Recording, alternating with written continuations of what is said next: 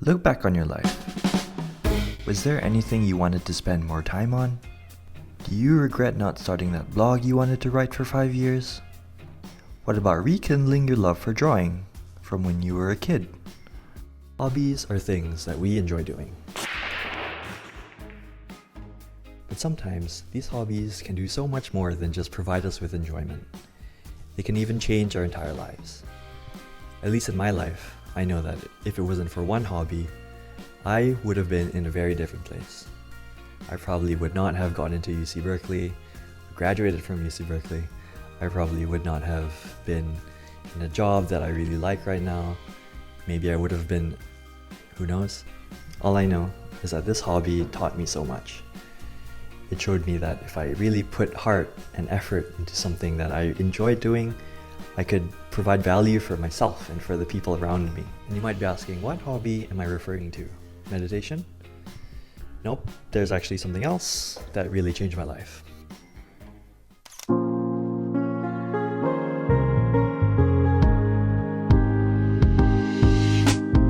And from the outside, it may not seem like photography is something that has impacted my life in a significant way other than monetarily. But really, it was the first thing that I did that really proved to myself that I could actually add value to this world, that I could do something that people would want. That sounds pretty sad, but I think like in a lot of ways it was pretty true. And once again, this anecdote is going to start in high school. And in sports, I guess I was kind of okay. I played pretty well, I would say, in like lunchtime and like when we play like amongst classmates. But anything beyond that, I'm not spectacular at all. I was in soccer and tennis teams, but for tennis, I didn't really compete at all in high school. I was on the bench for 4 years, and for soccer, I did end up joining in my last year of high school for 1 semester before I started smoking. And for soccer, I actually did go on the pitch and play against other schools. And a large part of the reason is probably because in soccer we have 11 people in the team and our squad had 12.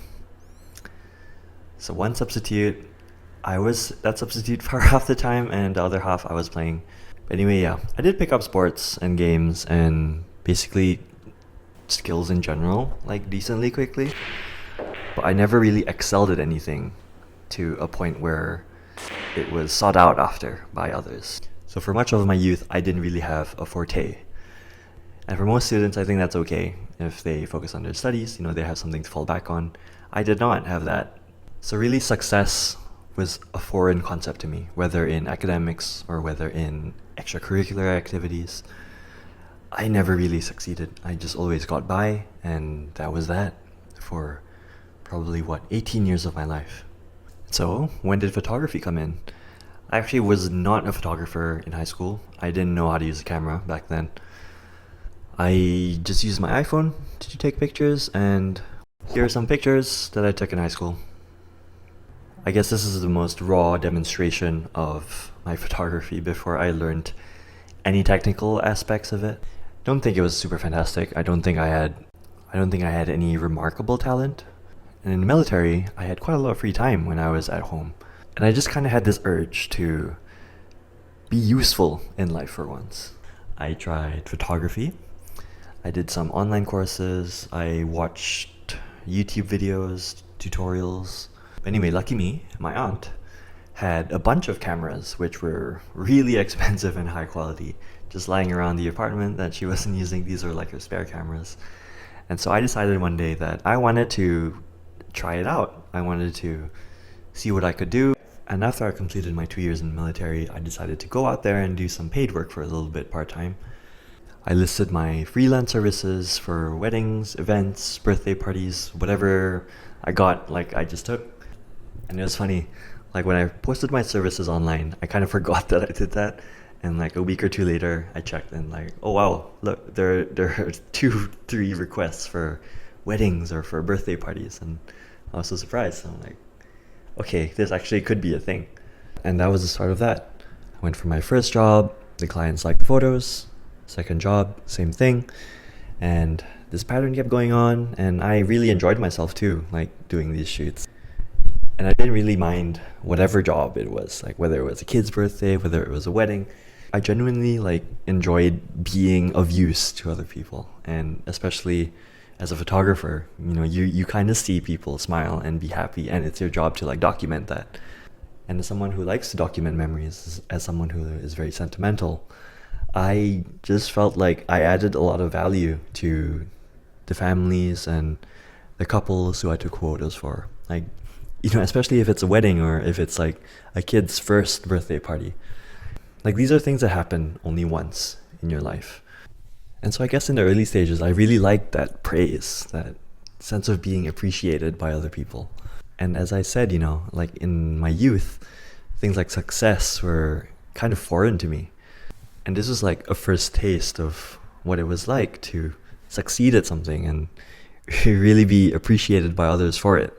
And this was also the first time I felt actual motivation to go out and do something and really say no to things like drinking with my friends or just hanging out with them or playing FIFA at home. Like saying no to these things and instead doing photography. I've never experienced that before.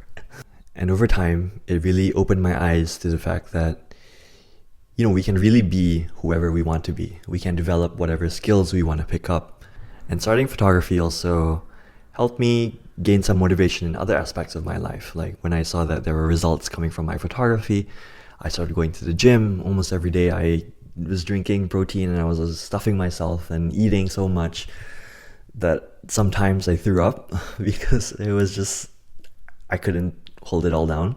And from being someone who was skinny all my life, I was almost underweight for 18, 19 years of my life. And that was the first point where I was not skinny anymore. And I was made fun of for being skinny all my life too. And I think that's a separate video. But basically, photography had a snowball effect, and it helped me build other positive aspects of my life, and which served as like further proof that whatever I wanted to do, I could do. And it was such a revelation to me that, if you really worked hard at something, you could actually see results. For 18, 19 years, I've never really felt that so profoundly before. So if it wasn't for photography, I probably wouldn't have believed in myself as much. I probably wouldn't have had enough motivation to better myself and strive to become someone with ambition. Maybe I would have maintained my apathetic attitude towards life and towards everything that I do. And maybe I wouldn't have gone for that meditation retreat in Bali. And if that didn't happen, I definitely know I would not have been here today. And that's how a hobby changed my life. It's not something I was innately talented in from the start, but it's just something I had fun with and something I put work into and something that I saw results come out of. And I think this could be a useful example that if you take some effort to find something out there that you might enjoy, that might bring value to other people's lives, and it might do the same for you. It's also a great way to build confidence in yourself, like just as photography helped me build confidence in myself. And of course, it doesn't have to be photography. Like, I think a really common adjacent to photography is something like graphic design. If you like things artistic, or even though you don't feel like you might have the talent for it, it's always something that you can learn. Like photography is something you can learn even without talent. And I think it's the same for a lot of other skills out there. And of course, I did earn money from photography, and it was, I'd say, a pretty decent amount for a part-time job. But I don't think that having a hobby necessarily needs to generate income for you. I think as long as it's something that you can put effort into, something you enjoy doing, and something you can see the results from, and maybe something that benefits other people as well, adds value to other people's lives, then I think that's just a really worthwhile undertaking and investment of your time. I guess this is why I'm doing YouTube. I enjoy it. I'm learning so much from it, and I think I'm really developing as a person. I'm more confident in myself. I'm learning how to articulate myself in ways that are more clear to people. And that's why finding a hobby that is valuable to you and maybe valuable to other people as well, I think it's something that's so overlooked. And it's something that we should all really take the time to explore. Thank you so much for making it to the end of the video. I hope you've enjoyed and that you've learned something. If you have, I invite you to please like, comment, and subscribe. I really hope that I'm providing value to other people's lives, and I'm enjoying this. I'm learning a lot, so I'm going to continue anyway. But yeah, doing those things would help me boost my channel and help the YouTube algorithm pick it up. So I'd really appreciate it. And of course, I'm learning. This is new to me. I'm gonna continue making videos. I'm gonna continue to make improvements. So if you have any suggestions, feedback, some things you want to hear me talk about, leave a comment, shoot me a message, all this good stuff. Hope you have a good day.